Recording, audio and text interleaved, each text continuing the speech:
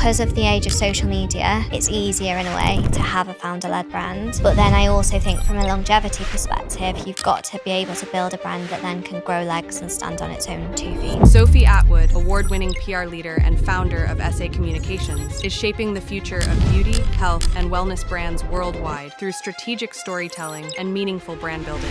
What drew you into this world? The world of PR, it's always fascinated me. People obviously get very mixed up between marketing and PR. Marketing is as if someone is just shouting at you on the street, come and buy this. But PR is as if your friend or your family member sits you down and says, you can trust this. Where in the life cycle do you think brands should be focusing on PR? That needs to come right at the beginning. Because if you don't know who you are, there's no way in hell that you can find your story. What do you feel about all the teenage skincare regimes? The industry is rife with just unscrupulous practitioners. Yeah. I've interviewed people who've had their face, literally half their face gone. Have you heard about our new product? No, I haven't. It's a world first. No one's done this before. And it's incredible. Wow. Without me even saying a lot to our even current customers, they're like, if you're saying it's good, Elissa, I know it is. Because I think everyone knows I don't put crap in a bag and sell it.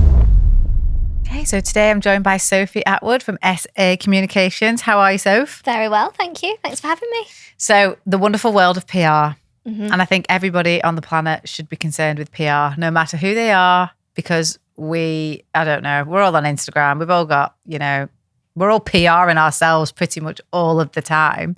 Even if you're in a corporate business, you're on LinkedIn, you might want a better job. It's all about presenting yourself in the correct way. And that's why I thought it was an interesting chat to have today. But tell me from the top, kind of what drew you into this world? Well, I think it's funny because when you have a business, you feel like it's always been there, don't you? But then when you actually look back, it's quite clear all of the steps that you've probably taken to get to where you are. But I think the world of PR, it's always fascinated me. I've always loved the creative side of things and the storytelling. I've always loved books. I remember way back when I was kind of 9-10 years old, the first storybook that you read and you actually fall in love with these characters and the events that they go on, and you make sense of yourself in that moment by reading that book. So for me, it's just been that natural progression from a love of books and writing. So did you go to university? Did you study anything? I feel like you could be an English literature student, something like that. Exactly. Oh, wow. Yeah. Thank you. I was getting that feeling. Writing, yeah. So I was obviously super lucky, went to university. But to be honest, my understanding for PR came with my first job. So I think PR is no one really knows what it is until they need it. So, but instinctively, you like stories, you liked writing them. Yeah. And without you even knowing it, that is absolutely critical to PR. Yeah. And then, so my first job was an in-house PR role, which allowed me to learn very much on the spot. So I remember probably week 1, week 2, didn't really know what I was doing. Got this job 4 days a week thinking, I'll learn what PR is. I was like, I've kind of fumbled my way in. And the CEO called because my manager was off and said, we need a press release writing. We've got this kind of kerfuffle going on with the local media. We need it writing by lunchtime. I had to Google because we had no chat GPT back then. How did we live? Yeah. And I had to Google a press release template on Google Images. It was all pixelated. Figure out vaguely what one was, drafted it, trotted on up to the CEO. Here you go, here's your press release. Loved it. And I thought, smashed that. Must vaguely understand what it is that I've got to write. And it was then that I learned all about kind of finding that brand's heartbeat. So it was a completely different industry to what I'm in now. It was in the ceramics industry, but finding the people who were making those plates and their stories. You had 6 generations of potters. Fascinating stuff. So that's where it became exciting, not with the pattern on the plates. And it was then that you think, okay, how does that then relate to me as a consumer in everyday life? When I walk through John Lewis, for instance, why do I go there? What do I feel when I walk through that store? I probably feel safe, cozy, home. It's because of the PR. Same with all of the other brands. They evoke some sort of emotion through their storytelling. And that's one of the most powerful levers that you can pull as a brand or as an individual as well.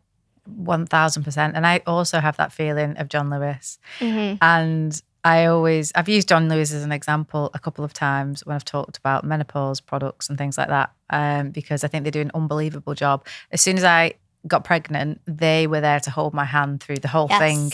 You go and try the prams out. They have experts in store. They talk you through baby bottles. They do the whole spiel. Yep. Then they have an unbelievable section for kids when they're growing up. And whenever I'm in town, I always go in there because it's got great toilets for mums, babies, kids, all that. They've nailed it. Yeah. And then I think, so you become a John Lewis consumer and women really support them all the way through the life cycle of being a John Lewis customer until they hit the menopause. And I think they really do a disservice to women who hit a certain age. I believe they should bring that pregnancy approach to, not everyone will get pregnant, but every woman will go through the menopause. And I use them as an example of you missing a trick, guys. Yeah. Do you know what I mean? Yeah, you're right. And that would be good PR for them. Even when you look at their kind of advertising campaigns, it's supposed to be all inclusive and it's supposed to be very much about that like full individual and encompassing everyone.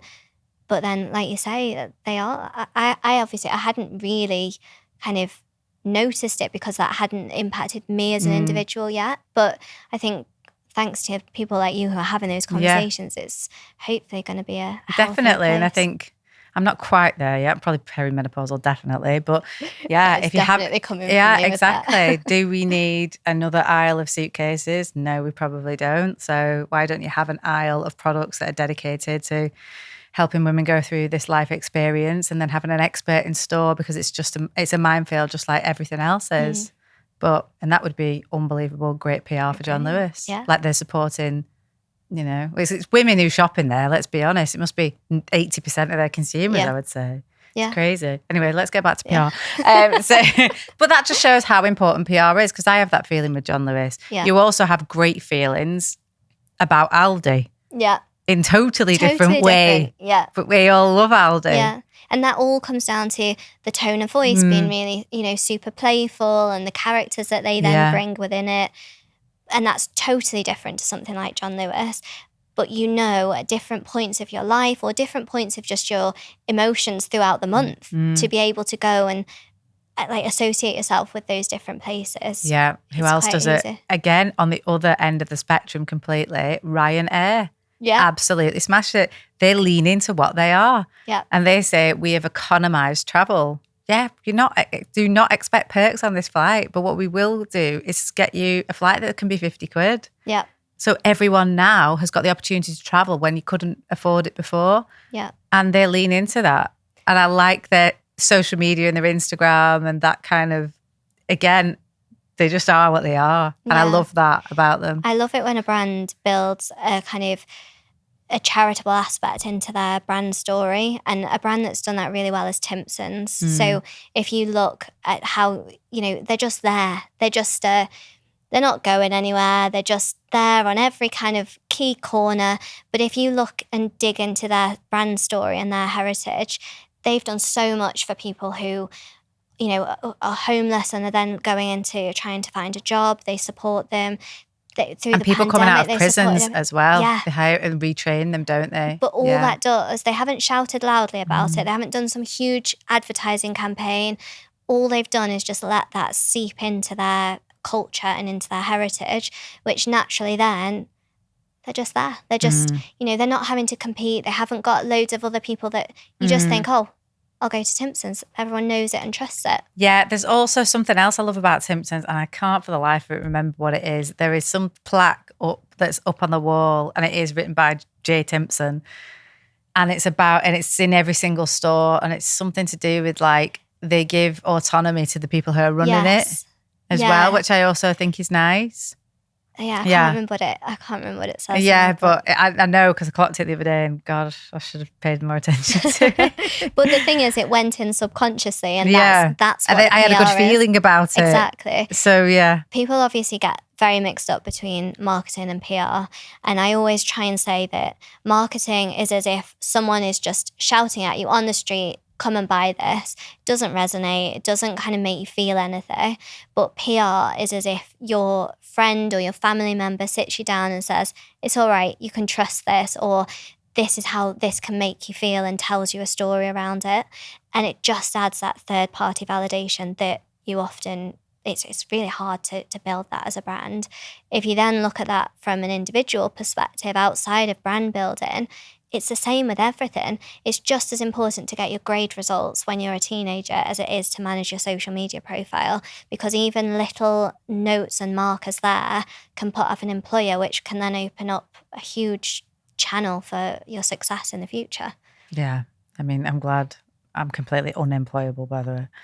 and I'm glad about it because I can just shoot my mouth off whenever I want, really. But yeah, and luckily I haven't got like investors in the business. Yeah. That also you've got to take into account what are they going to think when you say this. And well, that's your brand in itself. Yeah. That's something that you've really harnessed and then leveraged.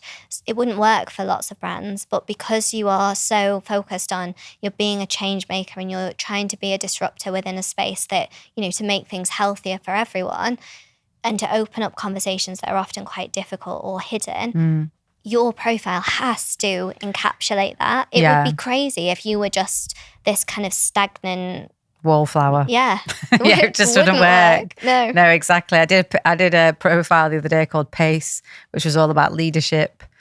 Shock, very disruptive. I was like, well, yeah, I am. And that's my management style as well. It's very disruptive. And I suppose that shapes your team because can people put up with that? A lot of people wouldn't. They want it to be steady Eddie. And exactly. It's not that. It's the same with everything as well. Like, we've looked after sustainability brands in the past. And the CEO's rocked up in like a whopping Range Rover that's diesel, and you think you've got to be all in. You've got to just, if you are building a brand and you're building a PR story around your personal brand, you've got to live and breathe it. Like, and also look at the tax benefits you get from an electric car. I mean, like, why only that's doing an that? additional. That would be, a smart business person. Yeah. Exactly. Exactly. Yeah, but no, I completely agree with you. I often see that with influencers as well. So I see like, influencers that are just like, oh yeah, I love this because it's natural. And I'm like, you don't even know anything. You're driving a Range Rover, you're shoving Botox in your face, you're doing this, you're doing that. Like I'm very upfront about sometimes natural's not better and you're not going to get the results you want from that. Well, this is what drives me mad with brands as well, because brands will say, they'll chase the numbers and the vanity metrics and they'll say, send out to 10 influencers. We want a sample send out of 300 people. But who are those 300 people? If they're not relevant to your brand and you're getting a 24-hour post that says #gifted everywhere, and then the next post is something that's a completely competing brand or that doesn't resonate with that same demographic, what's the point? It's best to have the right people associated with your brand who are then going to feed into that bigger story, and to not just chase numbers, which obviously as a PR agency is difficult because we're often saying no more than we're saying yes. And picking the right people for the brand can make or break it. Yeah. 1,000%. I totally agree with that. We're somebody who've never paid anybody, and everybody says, why haven't you done influencer marketing? And I'm like, because you can buy everyone's opinion. So like, what's the point? Yeah. And then anybody we have gifted, we're like, or they want to talk about it, or they want to try the product. We're like, well, then you have to try it for 3 months, and we don't even want to see a post from you before that time. Yeah. Because you either genuinely want it, you like the product, or you don't. And that's the way we work. And actually, somebody came back to us the other day, and she was like, wow, I really love the way you've said that. It's so true. Did you see that campaign a few years ago where they did hidden cameras with some influencers and their management, brought them in and said, we want you to market this drink. It's got all of these ingredients in it. It's like a health drink. And they had them record the script as a test run. Yeah. And the script was like, complete with cyanide. It's going to change your life kind of thing. And obviously... Who was the influencers? I can't. A lot of kind of like. I feel like Lauren Goodyear would have done that. Fresh out of Love Island, and it was just very. It was bloody awful. It was some key people. Well, I went to one once. Right, I got invited to this, and genuinely, I thought this is complete bullshit at the time. So I went to this like gifting event in Manchester, and there was a few other like Corrie stars there as well, and there was one stand, and it was like this Italian company, and then they had these like bracelets with like gems, And they were like talking about them and like, yeah, these have been blessed by monks. And I'm thinking this is complete horseshit at the time. This guy's telling me, but I didn't want to be rude. And it was all being filmed. I didn't realise. Anyway, it was, I can't remember what it meant. It said the word wasn't Italian, but it translated to corporate whore, right? And I remember it was one of my friends they'd really featured badly on, who'd said, you know, look at them all just picking up free stuff and blah, blah. And I'll be honest, I was in that room as well.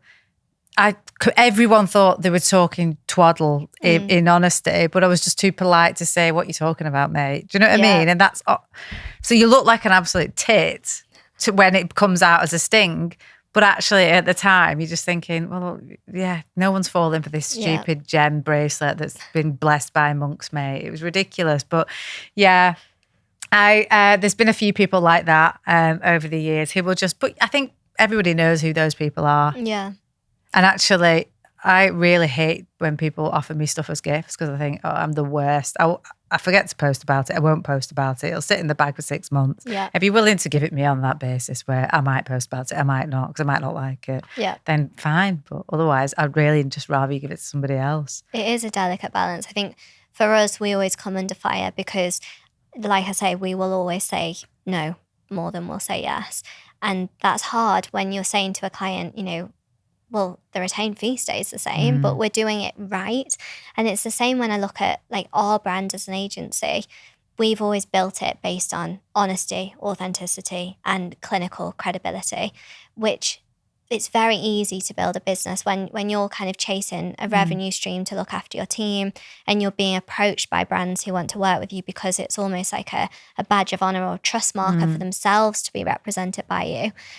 We've had brands where I've had to say, I'm sorry, but you're not the right fit because you're going to be detrimental to the brands on our roster and the brands like and our brand. Exactly. So you've done a lot of your brands are in the kind of medical aesthetic space.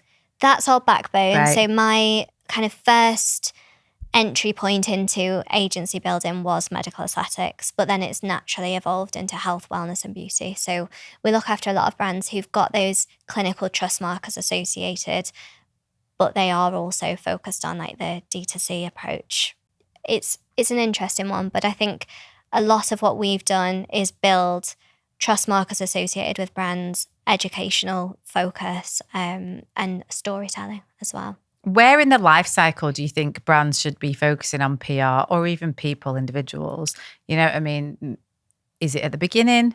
Is it halfway through when they've started to do a bit? You know what I mean? Or if they've lost their way, where would you say? Depends on what kind of PR you're talking about. Most people think PR is just collecting logos, vanity metrics as featured in on the website. But for me, the PR is in finding your heartbeat. And that's something that I talk about a lot in my book. It's about coming back to your why and building that into a story for your brand. So that needs to come right at the beginning because if you don't know who you are, there's no way in hell that you can find your story. You can't find your tribe. You'll end up marketing to the masses with no real kind of reason or message behind it. And then when you do come to market to the media and to the press, your story is just another brand in another crowded marketplace, and that's never going to resonate as much as it needs to. How much do you think do you think it's important now more than ever to kind of be the face of the brand, or can brands stand on their own? I think there's definitely a push for founder-led brands. I think that even if your brand it doesn't have you at the forefront, you've still got to be aware of your personal brand. I think because of the age of social media, it's easier in a way to have a founder-led brand. But then I also think from a longevity perspective, you've got to be able to build a brand that then can grow legs and stand on its own 2 feet. Definitely. I think there's some great examples of like founder-led brands that are absolutely smashing it, like Grace Beverley. She's smashing it. There's another up-and-coming brand called Salt. I don't know if you've seen them. Yeah. I mean, they're brilliant at marketing. You know what I mean? It's brilliant marketing. I'm jealous of it. It's so good. There's another company in Liverpool called Derrick's as well. Their marketing is fantastic. It's because one of the owners is a a cinematography he's a videographer, but with a view to doing a lot of cinematography. Right. So all of it's storytelling. And it's sharp and it's amazing and it's visually stunning stuff. And this is a sandwich shop. It's incredible. I'm jealous. Right? It pisses me off how good it is. And I want him on the pod and he won't come on. But yeah, it's so I completely I personally think you're right. You have to be thinking about your PR from minute one. Yeah. You could have the best damn product on planet Earth, but if nobody knows about it and you cannot articulate why it's the best goddamn product on Earth, what's the point? Exactly. You know, so if you're not very good at talking or PRing yourself or kind of speaking to people, I think then it's absolutely your first hire should be someone who can. Yeah. If you're a founder that's maybe like, you know, I don't know, very into numbers and analytical, well, then you need to get a spokesperson that can convey the messages. Yeah. Would you agree with that? That's always where we have the most difficult conversations when you have a founder who is driven just by the analytics, because PR, it is, for all intents and purposes, a little bit fluffy around the edges because we're building something that's a lot more abstract. So when you have someone who said, well, I've put X into the business, into your cost, what am I seeing out of it? And they're looking just at those pieces of coverage and not that bigger picture. It's very, very tricky to have those conversations. You know, we've had clients who've genuinely changed legislation. That's incredible. But that, in terms of a reach or a readership or an advertising value equivalent, it's terrible on a spreadsheet. But to have said that you have changed legislation for the better and made a move in history that is making the world a better place, you can't buy that as an advert. So I think things like that, PR it has its moments that cause me to go grey early. No, I completely get it. I actually nearly said this on LinkedIn the other day and I still haven't, but I probably will. But all I see in e-commerce is a lot of analytical minds. There's a lot of e-com bros and I know loads of them. And it's like they're data-led, spreadsheet-led. They won't do anything unless they can track it. They're like, well, how's that trackable? Yeah. You know, and they won't do it. And I'm like, whereas me and Kelly are very, where's the magic in this? Yeah. Where's the magic? You can't measure magic on a spreadsheet. It's those moments that give the feeling, the John Lewis feeling to your customers. Yeah. That's not measurable at all. No. And it takes so much more work. And it's about consistency. You can't buy it. No. And gotta earn it. If you can have the best launch in the world, but if you then just vanish from your storytelling, so you've only invested in kind of PR for that 3-month period and then you vanish, you may as well have not done the launch. If anything, that can be detrimental to your brand, because all that happens is people see you, start to go on this journey with you, and then think, oh, and then they're filling in that void with their own thoughts and their own story because you're not telling it for them. So I think you have to be patient with PR, which is hard to sell. And then I think within the health and wellness industry, it's so saturated, it's so noisy, it's so filtered as well. The PR sits as a trust marker, which is so important because you've got a lot of customers who are on a very emotionally charged journey. And if they're going onto a website, no matter how many ads they've seen and how much they know the brand, if they don't trust you, they're not going to go on that journey with you in the right mindset, at least. They might part with that initial payment, but they're not going to go on that journey with you as part of their own personal life. Yeah. And it's got to kind of seep through in every touch point. So where do you begin with brands? Let's say I walk through your door and I say, hi, Soph, I need help with some PR. Okay. Where do you begin? Have you got like a discovery session? Where do you go? So I like to just kind of let brands do the talking. So I don't lead it with kind of key questions, because often they'll start talking and I'll be able to pick out all of the pieces that then need to be pulled together. For me, it's about finding that why for them and with them.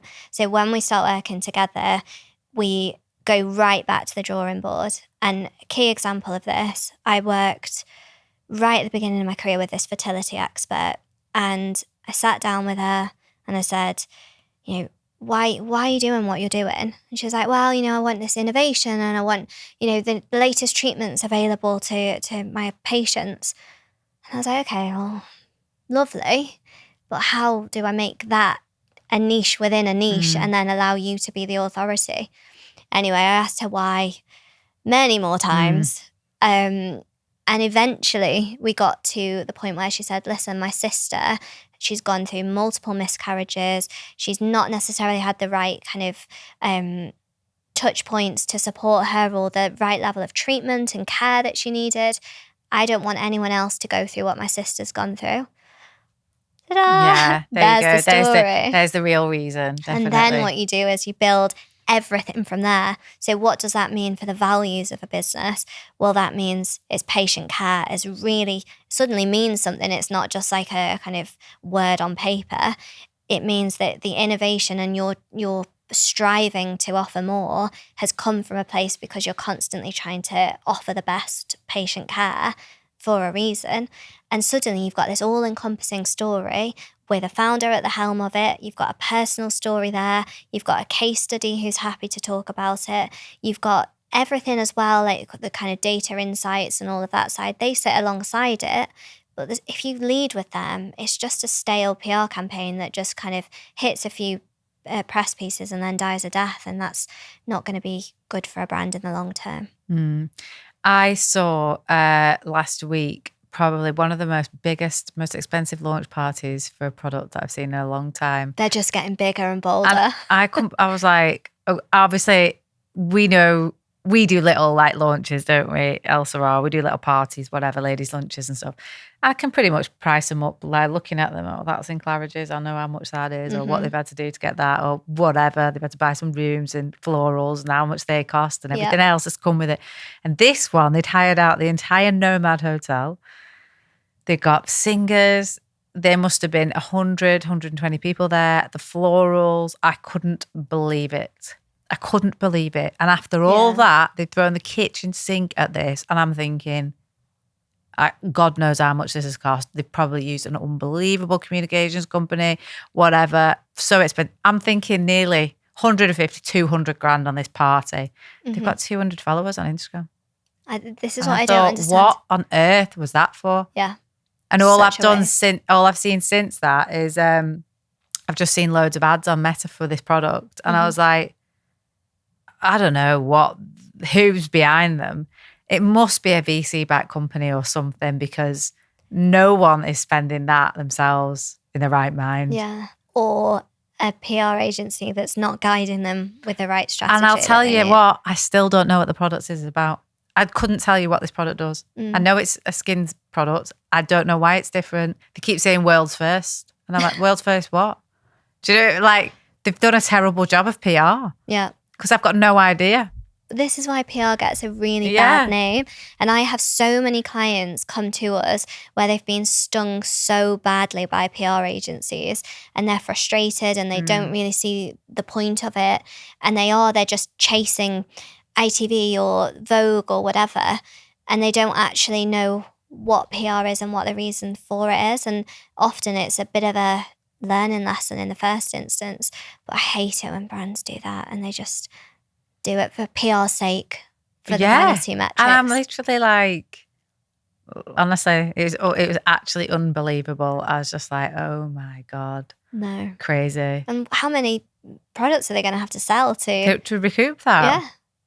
I'll show it you after the pod. Anyway, so that was something I seen recently. So I saw you did a launch last week and it caught my eye because I loved the venue you were in. It's very green. Mm-hmm. Was it for Gem and Tonic? Yes. Yeah. And I like Gemma Atkinson. I think she's great. So wish her all the success on her new brand.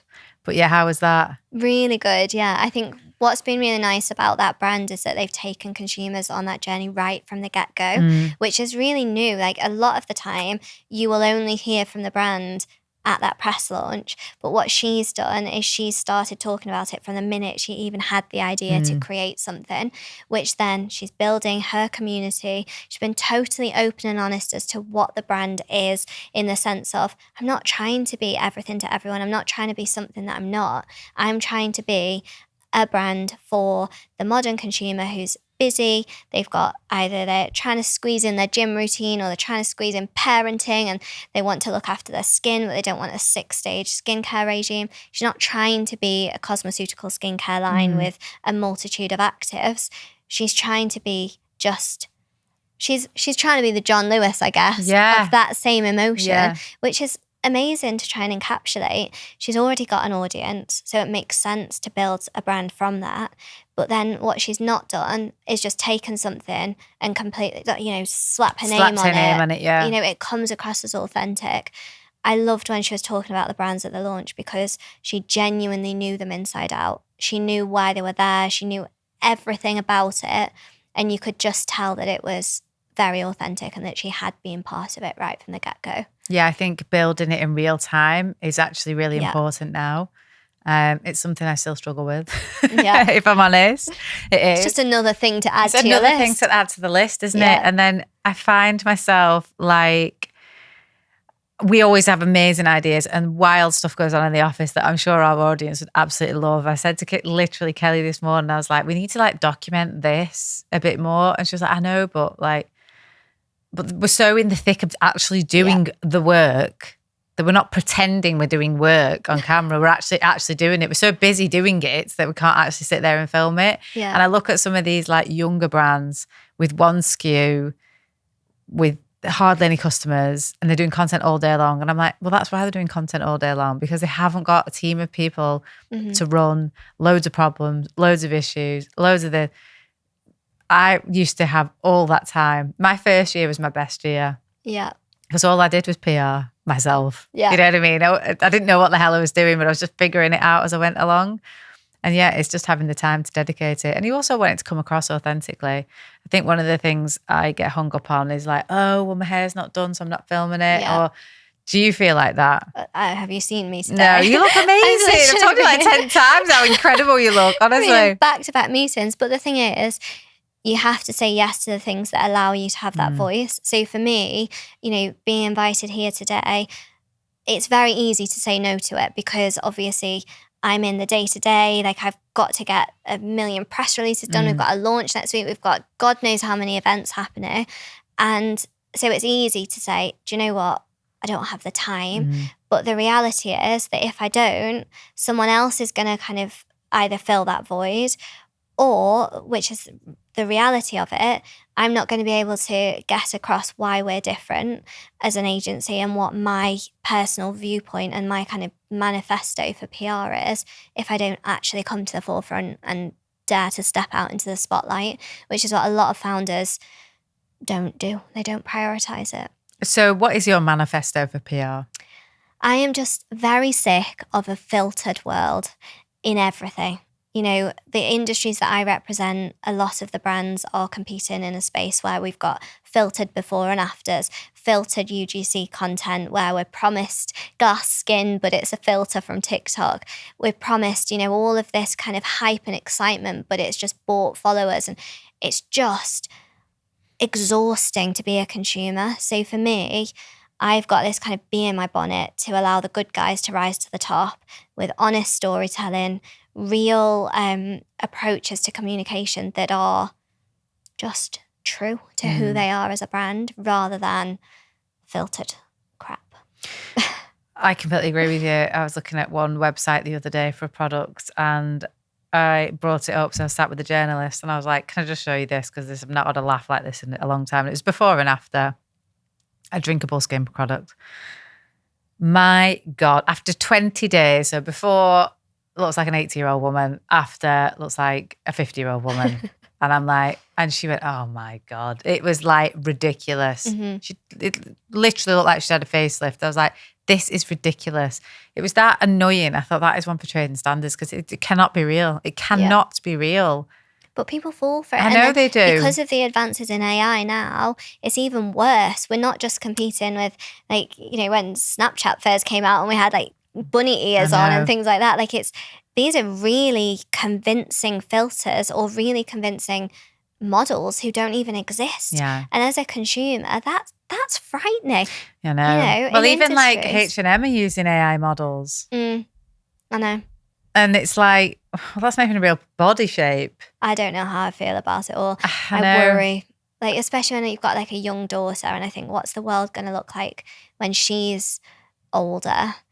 It's horrible enough now.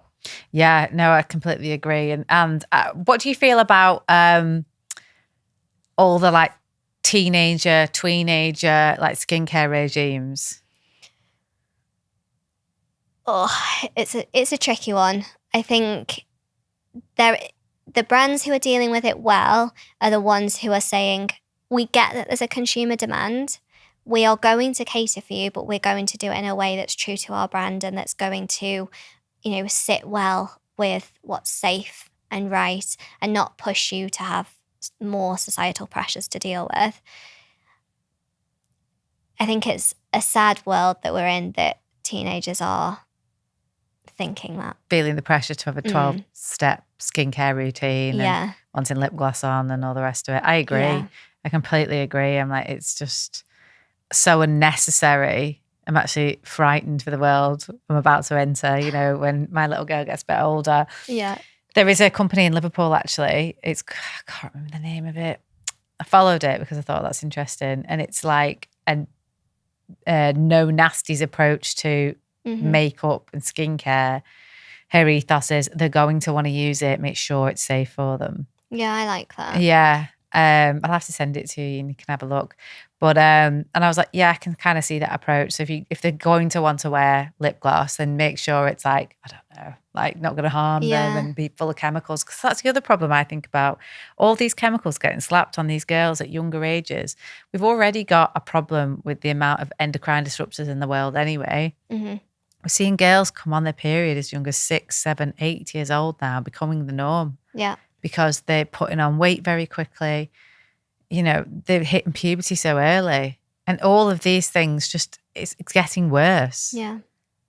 And I really do worry about that. And I don't know what the answer is. What do we do? Go live in a barrel naked or something? You know what I mean? It's absolutely crazy. But yeah, and the world of socials just gets noisier and noisier, and the pressures then just are amplified. Yeah. But I think the brands that are kind of coming to the forefront and saying, we don't want a world like that, and that's okay, are the ones who are then going to see through this storm of just noise and chaos.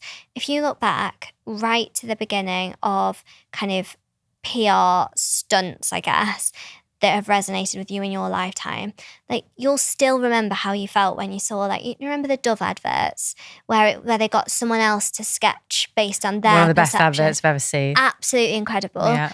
But that's magic PR bottled. And That is, I say this all the time, not to be a total bitch when people come up with ideas, but I go, what am I feeling with that?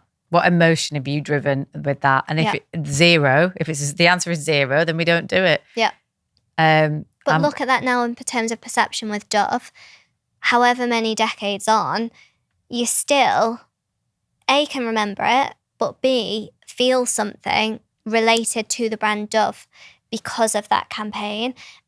That's what PR does. And if you then build that into a bigger strategy of storytelling, which is what they've done, like, any negative feedback is like water off a duck's back. Exactly. And that's what you're aiming for. Oh, they are the absolute masters at it. Yeah. I'll give you a few other examples of absolute monster adverts like that. Cadbury's Gorilla. Yeah. Everyone loved that. Humorous, joy, you all felt it. Didn't even show one bit of chocolate in it. Yeah. Nothing.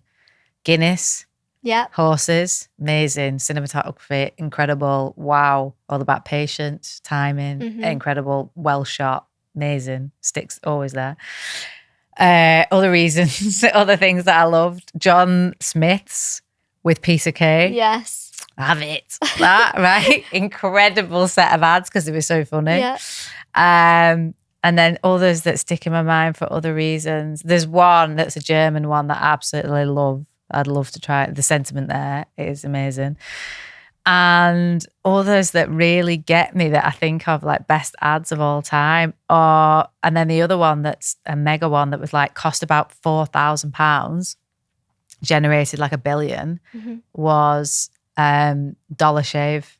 You ever watched Dollar Shave? Yeah. Exactly. Classic. But that's the thing. As long as you can kind of encapsulate the emotion that you're trying to aim to achieve with your consumer, it doesn't matter what you've spent on it or how many influencers have seen it.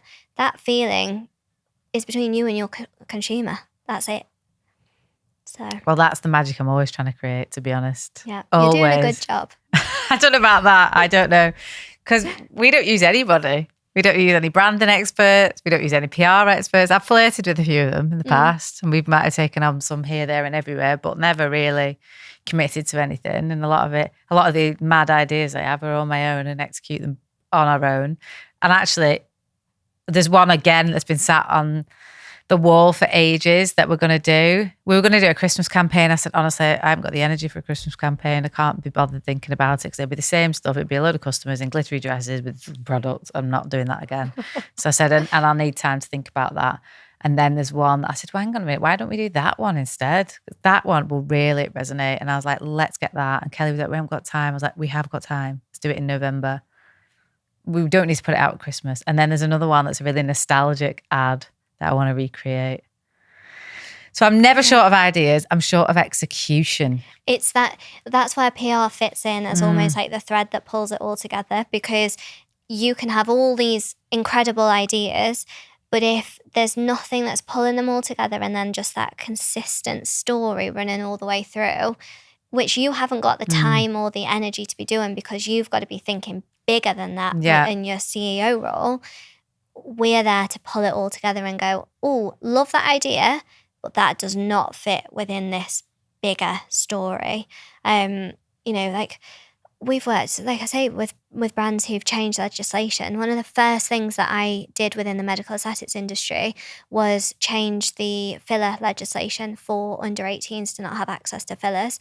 And that's when I suddenly was like, shit. I can't believe anyone would actually inject like a 15, 16-year-old. But it's happening. Really?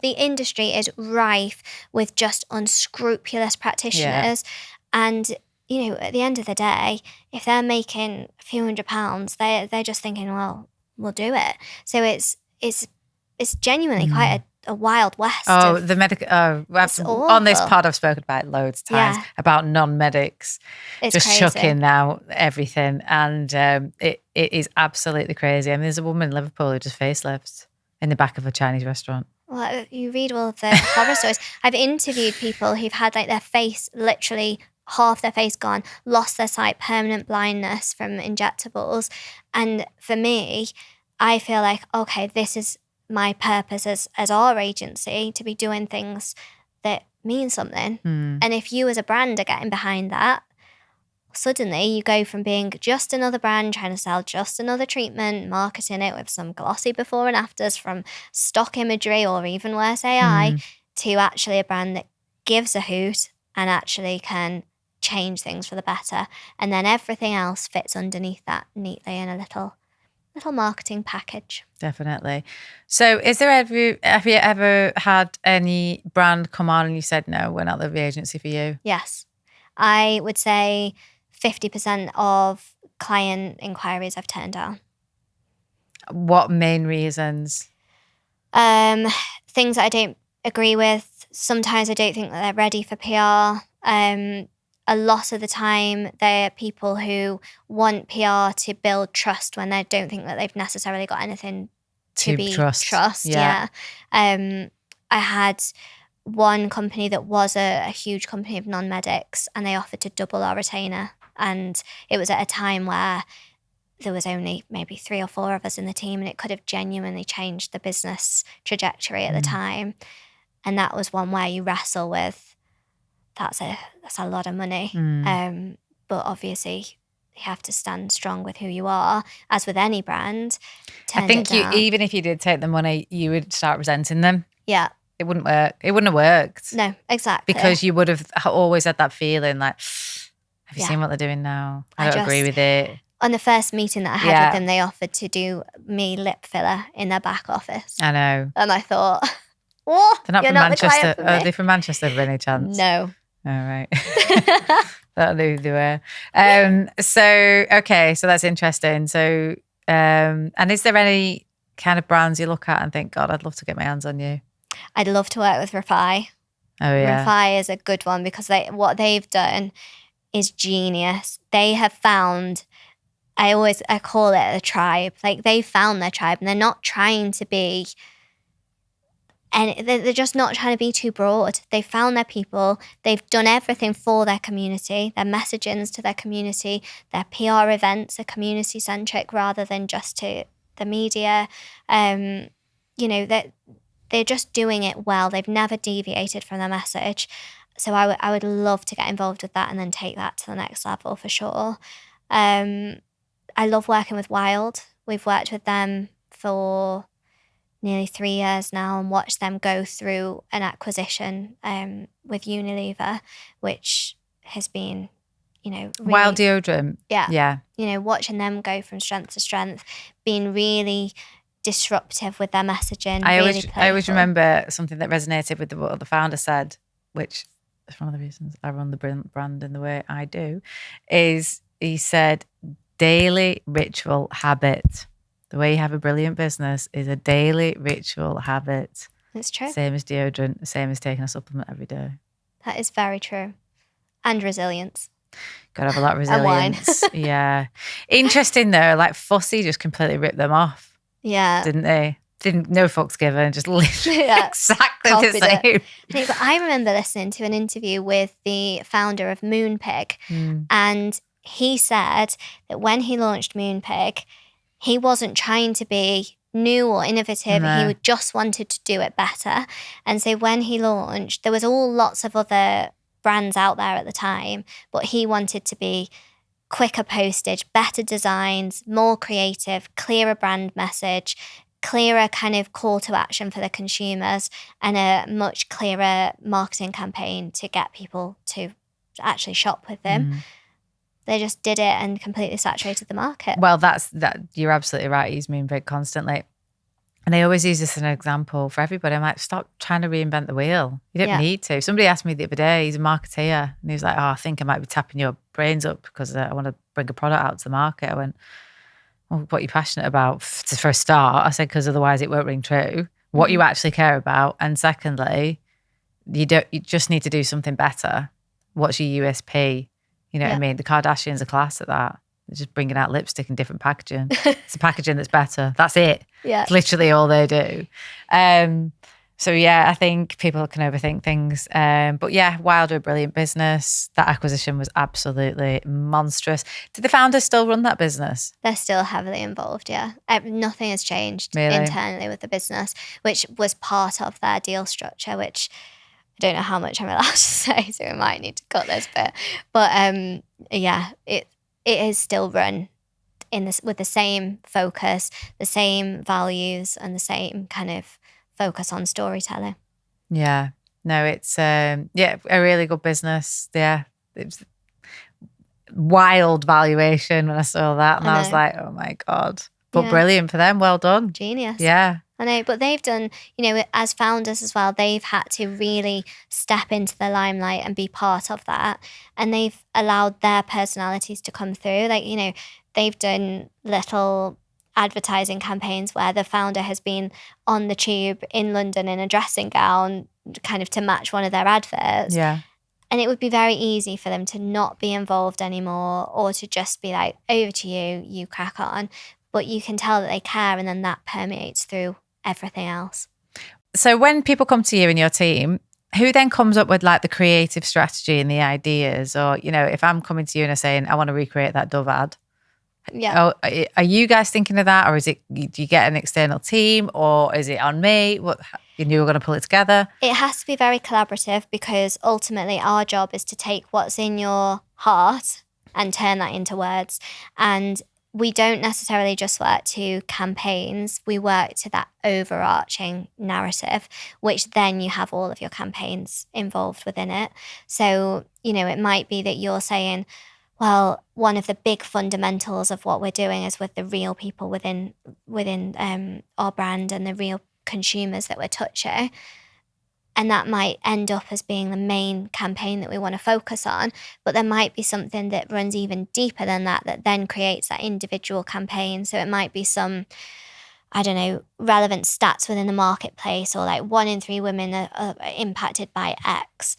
That then creates your solitary campaign, but the full narrative that runs all the way through it is what we are building consistently and with momentum every day. It's like a snowball effect, PR is. If you stop, you just have to start building the snowball right from the beginning. But if you keep going, you end up with a Massive monster one. snowman. Yeah, absolutely. Where do you think the best portion of spend could go? Do you think print media is dead? Do you think traditional PR is dead? Like when I mean traditional PR, and I mean like magazines, newspapers, things like that. Would you buy something if you didn't trust it? No. So I think that print media, digital media, anything like that that builds trust is one of the most powerful levers that a brand can pull. If it's done consistently and intentionally and aligned with their values, it's going to be one of the most powerful things that they can bring to their brand strategy. I completely agree. I always utilize it. I built a brand on traditional PR, and I did a podcast with 2 lads who are like D2C. All they do, they run an agency, they run an agency, a Facebook marketing agency. Yeah. So they're like, if we can't track it, we're not doing it, vibe. And they were like literally taking the piss out of me because I focus on legacy PR, is what they said. And I was like, well, more for you two. It's fucking hell. I know. But they don't know the consumer, my consumer anyway, who probably still does read the Times, the Daily Mail, the Telegraph, etc. Yeah. The way that I see it, and the way that I always try and explain it to brands, is that if you imagine you've got a bit of a funnel into your website, if you just pop 3 or 4 people into that funnel into your website, they'll probably go through it and maybe 1 will convert. If you add all of those trust markers onto that website with community, media appearances, as seen in this, a quote from a trusted outlet that they read and they know, and they say, oh, okay, I trust these and therefore I trust this brand, that conversion rate is going to increase. If you then add more people through the funnel, which is where all of the different advertising components come in, your conversion rate is then going to increase because you've obviously got more people running through. It's genuinely that simple. If you've got no conversion, you can do all the advertising in the world, but you're not going to see a return of investment, or you're going to see a very minimal return. Yeah, no, you're not wrong, which is why we really focus on it. And I, like I said, I like to employ journalists, especially if I'm thinking about strategy or anything. I'm like, how's this going to make headlines?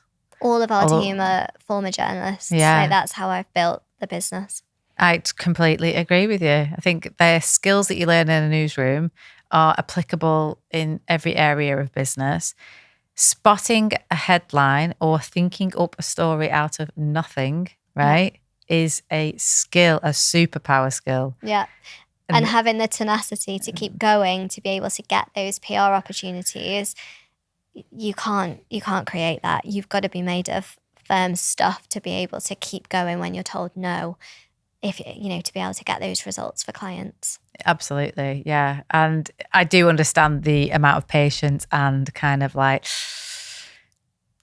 greasing, palms here and there to try and get it in. It's like, and then the other thing is now the way I've seen media has changed is now online newspapers have got a bit wise to the fact that brands obviously, utilising it as like an advert. Yeah. A Trojan horse advert, basically. So now along like the Daily Mail especially, they are putting like paid for articles, aren't they? With like backlinks so that they make money every time you click that link to that website. Huge amount of it is affiliate driven as well. So if you see the kind of, 5 best lipsticks for the autumn, 4 out of 5 of them will be affiliate driven with a bit of a kickback scheme. Well, so we get offered this all the time and I just flat refuse because I know, and even the people around me are advising like, just try it. There's a company called Linkboo who constantly messaged me and just try it because it's not going to cost you anything. You're going to get paid for the amount of links that you click and blah, blah, blah, all this. And I'm just like, it doesn't carry the same weight as an editorial, and all I focus on is that editorial. Yeah. I mean, if I could nab India Night for something, honestly, I remember I worked snog the person who could do that. Probably like the first 2 months of being in my industry, I did a feature with India Night, and the brand sold out for about 8 months. There you go. It was a makeup brand, and the power that she has. There's only a few select journalists that can hold that power. Who else do you think? I think, well, I mean, even like, say if you look at medical aesthetics, Francesca White, you know, she runs the cosmetic surgery guide. Even to have her presence within a clinic holds such weight, you know, within the consumer world, that regardless of the editorial feature, you see, yeah. Alice Hart Davies, she's one I see a lot. She does the Tweetments guide. Yeah. She's in the Daily Mail a lot, and she gave us a shout out. Oh. Like, honestly, I couldn't believe it. Yeah. I was like, oh my God, thanks, Alice. Do you know what I mean? And we didn't half see a spike. I was like, get in. And she was doing like 60 things that make me feel great at 60. Yeah. She had Elle Sera's Golden that's the Pill. thing. And I was she's like, lived and breathed. And I was like, everything. Amazing. Yeah. No payment, no nothing, just nice one, Alice. Yeah. But that's the magic of PR that we are trying to bustle. And even if you are then as a brand. That's also the magic of building relationships over time. Yeah.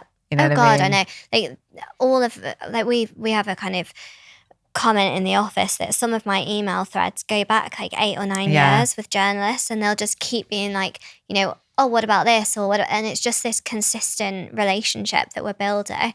I'll have editors call me and say, I've got a cover slot. Who can we put on there? Or like, you know, can you help us draft this piece? We did all of the reboot of Embarrassing Bodies and supported all of the script there.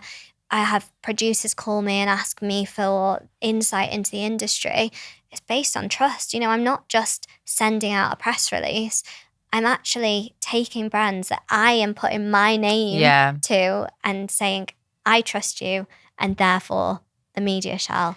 So it's... You must as well, you must have quite a lot of industry knowledge to even, you know, were you interested in kind of medical aesthetics before? Because you've ended up with being in that circle a lot. Yeah, I fell into it. Yeah. I was completely oblivious to it. I fell into it, but the blend between the science and the creativity, I just bloody loved it. My first client was a radio frequency skin tightening treatment. And I remember writing about it and being like, hang on a minute, this is a bit, but the releases that they already had, they're like, you know, it heats the skin to this, it does this, and the collagen fibroblast. And I'm thinking, what does that mean to me? Exactly, That's boring. And then when I rewrote it, the previous agency had got this dodgy feature in Closer magazine saying Taylor Swift may have had this. She hadn't. But for me, I wanted to build real stories, real people. So I had said to the MD at the time, listen, give me a chance. If I can do this better than that shocking feature, let me have you on a retained basis. I had no agency at the time. It was just little old me. And then when I started writing about it, I thought, oh, this is fascinating. Then you apply the real people to it, the clinical data to it, the actual personal investment. Like I'm thinking, God, I want my skin to be healthy, and I want to, you know, to be able to age on my terms and feel confident and not feel as shattered as I probably do feel by a Wednesday morning. That to me, I'm fully invested. So I do love the industry. I feel a lot of passion as well about changing things for the better, which I think from a brand's perspective, if you can get something like that getting you going with the passion side, you're onto a winner. So showing up with purpose has been great, changing legislation, things like that within the industry. But also fundamentally, I want to know what to buy and to not be buying rubbish and going into any kind of environment and making sure that I'm making the right purchase and being able to be informed. So personally, I'm fascinated by it. I always say this. I've just written a piece this morning. I was like, selfishly, I'm always customer number one. Yeah. I genuinely take our products. And in fact, I only take products from our manufacturers because the supplements industry is the Wild West. Yeah. And if it's not been made in either one of those two places, I will not have it. Yeah. Because, and especially my daughter, and like, I could tell you off camera about some products that you've probably come across. Are really big brands, and I just think I would never give that to her. ever. So I know what brands I give to her because she's so pure and innocent, all the rest of it. But I stood up the other night and said, whether anybody cares about this or not, but Elle Sera is not a VC-backed business. We have no investors. We have no angel. We have no debt. Mm-hmm. So everything still comes out of my pocket. Yeah. And I am not going to waste my time, energy, resources or effort on anything that is not going to be innovative and the best that I can find. And I want to know when I put my head on the pillow at night that, no, I'm putting out the best product that I know is out there. Yeah. And have you heard about our new product? No, I haven't. Our collagen. Tell me. So there's loads of collagen on the market. It was one of the reasons I didn't want to get into it because the market's absolutely ferocious. Everyone's in it. Everyone does it. And I was never interested. And I was talking to this lab about a completely different product. And as I'm on the call with them, they said, well, we've got a interesting collagen product we've developed. I was like, all right, well, I don't care. I'm not interested. Everyone does it. Total shit, if you ask me. It's protein, overhyped protein water, if you really want to know what I think. And they were like, we know why you think that. And we think that too. But this is not what we've got. So I was like, okay then. And you'll be interested in this. So first of all, it's been made by a professor of nanomedicine. So he makes targeted cancer drug delivery, drugs. So breast cancer, brain cancer, that's his specialty. He transfers his skills, and this was government funded, this project. Wow. He's transferred his skills over to the nutritional supplement space. And kind of the conundrum that him and his research fellows and his PhDs and his MSCs all had was collagen's a big molecule. All the stuff you're having on the market's too big to be absorbed. So most of it is, you're just flushing it down the toilet. It's not really doing anything. And their conundrum was, okay, how do we make it absorb and how do we protect it? So it took them 4 years. And they realized along the journey that actually the only thing that's actually working in collagen is 3 different things called glycine, proline, and hydroxyproline. With hydroxyproline being the most key thing in it, that's the bit that unlocks the cell and allows the stuff to go in it. Yeah. Without that, it cannot work. So vegan collagen is complete nonsense because it hasn't got any hydroxyproline in it. Can't work. It's just nutrition. So they're explaining this to me and I'm like, what? Anyway, so they've got this beautiful tripeptide that they've engineered. Not only that, they've then put it inside a liposome. Do you know what a liposomal delivery is? Yeah, so they've done that. And like I said, it took them 2 years to develop and another 2 years to stabilize the liquid to make sure that it's actually going to do what it does. And then they're telling me about the product. They went, let us just give you the product, try it. I said, okay, I'll try it. And even at this stage, I'm like, no, not interested. I'm not getting into that market. I can't, you know what I mean? This is too much of a headache. And the more I thought about it, the more I'm thinking, well, this is everything you've ever wanted. This is a professor that's coming to you and saying, do you want access to this product? And you know it's the best. And it's been engineered science with precision that about 30 people and a lot of government funding, it's probably cost millions to get to this point, and you're going to say no. And I couldn't believe it, right? So I'm thinking, oh, God.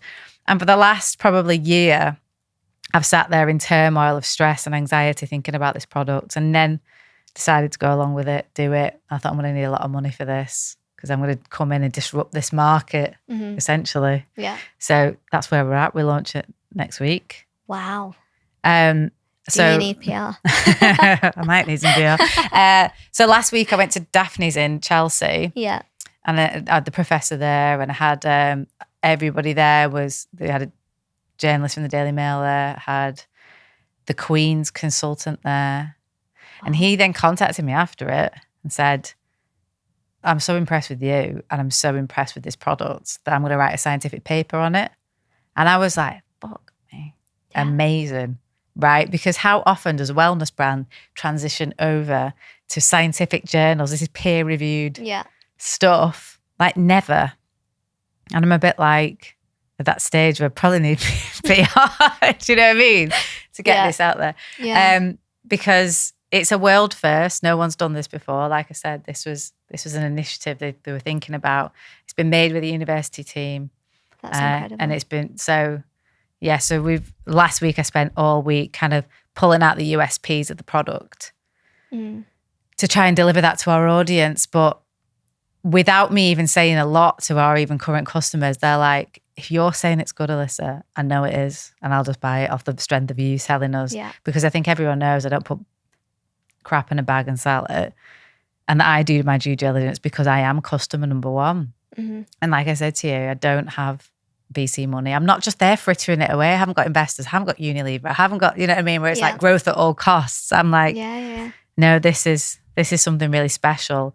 And I said that to the professor. I said, you know, one, I feel really lucky that you're giving it to me. And two, and he was just like, I'm just glad someone like you is going to put it out into the world and people are going to feel the difference. Because I think people think they can feel the difference of regular collagen. Yeah. Can you imagine what you're going to feel with this? And I know myself. Have you been using it? Oh my God, for the last 6 months. Yeah. And it's incredible. Wow. You do look very healthy. Thank you very much. But it's not only that, it's like my new hair growth, it's my knees, it's everything. Wow. So we're going to do some consumer trials, but we're also going to do some clinical trials, I think. But then a lot of people I spoke to in the industry, doctors, medics, they were like, I wouldn't even bother with clinical trials because like you don't really need to. So I don't know. I think we will do at one stage, whether we don't need to launch with a clinical trial, but I think it's important as the business grows that maybe, what do you feel? It's almost like a commitment to your consumers because at one point you're going to have to not be that lead-in trust marker. As it grows and grows and grows, you're going to have to still be there, but distance yourself from that direct, it's okay moment with your consumer. And I think if you can just fill the brand with all of these other trust markers, of which clinical data is going to be one. Problem with that though is, bar the cost, let's just take cost out because everything's bloody expensive. So you've got, the other thing is when you do your own clinical trial is, oh, well, you paid for it, you funded it. So you've skewed the data. That's perception. The other problem with that is there's a thing called the Nutritional Health Register in the UK where it doesn't matter what comes out in that clinical trial. You can only say what's on that register. Yeah. Otherwise, you'll be done with ASA, MHRA, and trading standards. So let's say, wow, we can prove that your cartilage is improved, or your skin is improved, or your hair is improved to whatever measurable effect we've used in the study. It doesn't matter because the ASA won't let you say it, the MHRA won't let you say it, and trading standards won't let you say it, so you can't use it in any marketing. So then I think, well, what's the point in doing it? True.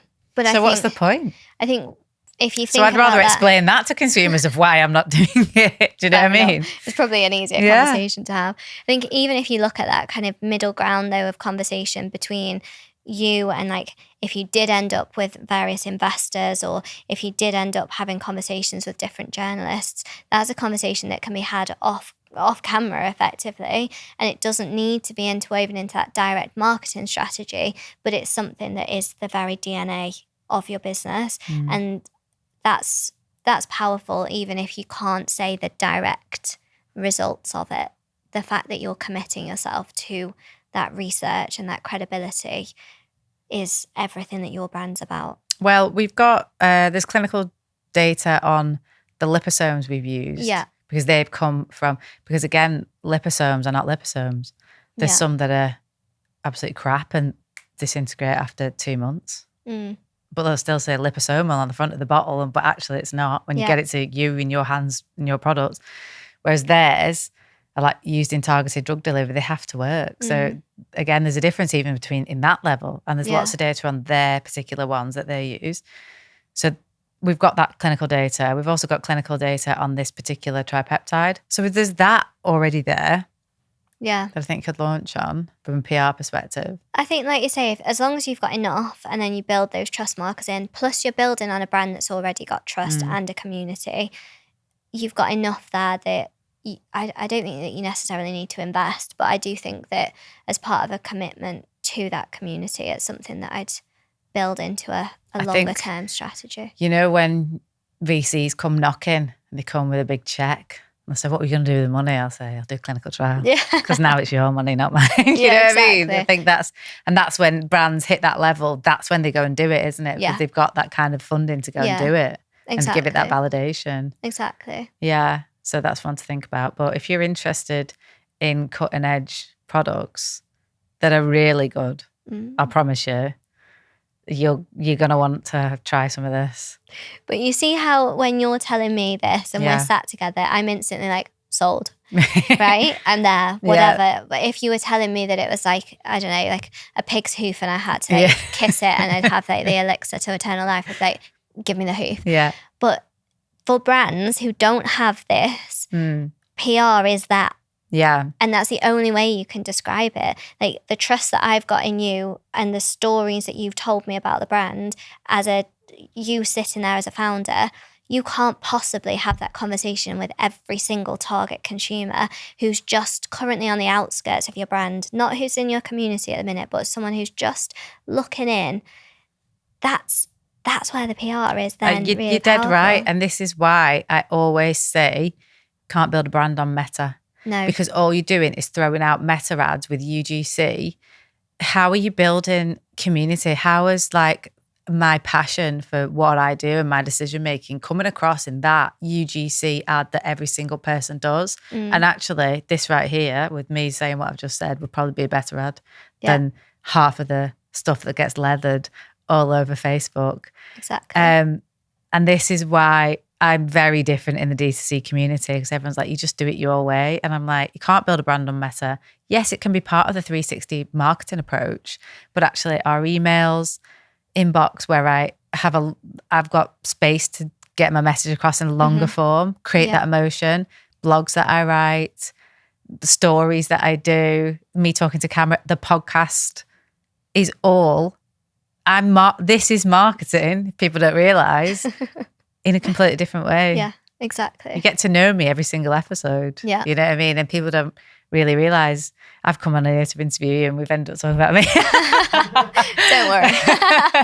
But no, I just Your really... story is much more fascinating. No, I really wanted to tell you about this product because you're somebody who's moving in those medical aesthetic spaces and we had loads of medical aestheticians at the event last week. Yeah. I don't know. You know Dr. Yusra? Yes. She comes on here a lot. Oh, does she? Yeah, she's brilliant. She's been a really good source of support and really fantastic. And another young guy called Dr. Jordan Faulkner. Yes. Yeah, do you know him? Yeah. He's brilliant. He was at the event last week.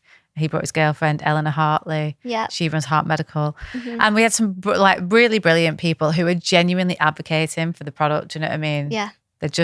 They want to give their patients the best. And this is it. Yeah. And you're doing all of the right things in terms of the PR steps that I would suggest. I hope so. I don't know what I'm doing though, not like you. And I'm just kind of winging it every single day. But yeah. I'm very jealous of you being able to do that though and have that control of brands, because there's nothing worse than when I'm looking in and I'm desperate to change the story or the strategy, or I don't have that full marketing control and I'm only changing that one element. And then you're thinking, oh my God, what are you doing? I would love to be able to have that full 360 control. You're absolutely right. But I wouldn't want to be you that's got to try and bring that to, how many brands have you got under your roster now? About 90. Wow. Yeah. How do you split your time across each one? Well, I've just got an incredible team. So I am not in any of the kind of detail now. I'm very much across that broader strategy. But equally, I am I'm not a control freak, but I like being in the trenches with everyone because it's much more fun than being a boring CEO. And actually coming up with like some mad headline or something. Yeah. No, I completely agree. Okay, I'm just going to finish up, right, we're going to do a bit of quick fire fun. Okay. That sounds But I feel like I could go for another hour, but I know Jacob will be like, no, we haven't got another hour. But I could. I've got so many other questions for you. Biggest PR disaster that you secretly admired? Oh, that I secretly admired. I don't know if I've ever admired a PR disaster. I don't think I've ever. There's some things that I think, oh my God, that's okay. I'm thinking of one now, and I thought they've capitalized on that. That is amazing. So the CEO that snogged that girl Okay. at the Coldplay concert, Yeah. and then they got Gwyneth Paltrow Yes. to do a video saying, "Hi, I believe you're really interested in our business recently," and blah blah blah. I thought that was whoever came up with that in the office was a genius. But can you remember the brand now? The name of it and what they do? It was an AI company. It was an AI company in America, so I wasn't that bothered. Yeah, fair enough. The other one, another one, disaster. And I always think about it when I go past the shop. So Matt Hancock, Yeah. Gina, where he's snogging his aide, but she was married to Oliver Bonus. So every time I walk past Oliver Bonus, I always think about Matt Hancock and that and that girl snogging, he's grabbing her ass. But I don't think that was in their PR strategy. It wasn't, but I would have loved to have seen their traffic and conversions that day, because look at all that free PR that came out of that. They do say that. That's the only thing I remember every time I go past Oliver Bonus, because otherwise it's a boring shop that's polyester clothes with this crazy markup, if you ask me. I thought that was the most interesting thing that had ever happened to them. Well, the savage, aren't they? I'm not saying anything. I don't have anything against you, Oliver Bonus. I don't. Need a PR. No, yeah. But capitalise on it. I would have done something called the breakup dress or whatever she was wearing. I would have put it front and centre in the window. Yeah. That's just me. Okay. One brand you think is smashing it right now? I think smashing it. I think Fenty is doing a great job in terms of like the all-inclusive side of things, and also spotting little moments to be able to get the brand front and centre that comes across really authentic, but that is definitely manufactured. Right, okay. One brand that really isn't, or used to be and now is absolutely not hitting the mark anymore? I think brands like Body Shop, etc. Yeah. They've lost their mojo. I'll tell you who else. Oh, the worst rebrand in history. WH Smith to TG Jones. What, you had the opportunity there to rebrand. Worse than Jaguar, in my opinion, that. Oh, Jaguar, jeez, Dreadful. Louise. I don't know how that's still standing. I'd be very interested. I'm sure that there was stats and it was like they sold 30. Yeah, it was like 75 cars or something last year. Last question. Coffee or cocktails for a client meeting? I would say neither. I would say... A walk and a matcha?